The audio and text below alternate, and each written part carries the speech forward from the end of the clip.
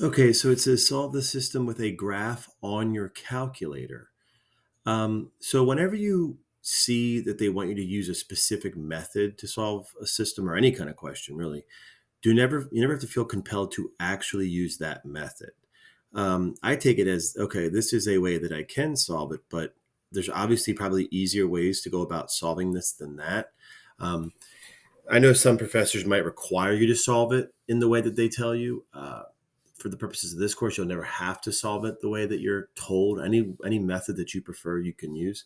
I will show you the calculator method just because obviously I guess you should know how to do it.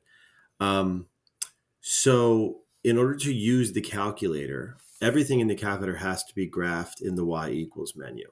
So before you graph anything, you have to get it to be y equals. And it really doesn't matter how ugly it looks on the other side because once you graph it, the calculator is going to do all the work. So like for the bottom equation, I'm just going to get y by itself by dividing by 2. And actually, that's not going to be too bad. So I get y equals 4 divided by 2, I get 2 times the quantity x plus 6. You don't even have to distribute 2x plus 12.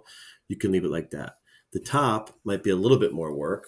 I'm going to distribute the negative 5. So I have negative 10x minus 5y equals negative 1. I'm going to add 10x to both sides. So I have negative 5y equals 10x minus 1.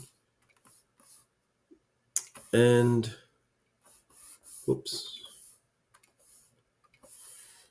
Divide everything by negative 5. So I have y equals negative 2x plus 1/5.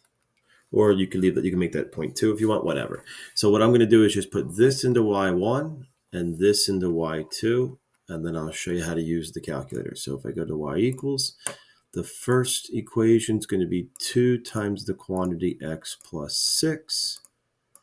And the second equation will be negative 2x plus, and you can just do this 1 divided by 5. That's fine. A standard zoom should work. If it doesn't, we can always change our window. So there's our intersection, right? So we need to find this point. So whenever we're given a point or whenever we're trying to calculate something with the graph, I'm always going to use the calculate menu here. So I'm going to hit second trace and I'm looking for the intersection. So I'm looking for option 5. And then the calculator wants to know the intersection of what? What two graphs am I trying to find the intersection of? So notice that I'm on this first curve here, but you can't see the cursor because I'm at 0, 12. So if I move to the left, there's my cursor. So yeah, first curve, that line. Second curve is that line. And then guess, you don't have to, but you can put the cursor closer to the intersection if you'd like. Hit enter. And our answer is going to be x is negative 2.95 and our y value is 6.1. So it looks like whatever method you use, it looks like you were close. Probably had this one off by 1, which then changed this by 2. But that's your answer. The calculator or the answer in the oh no, that's correct because it wants 3 decimal places. The answer that the website gave was in fraction form. I don't know why, because they want your answer to 3 decimal places. So that's how you could do it.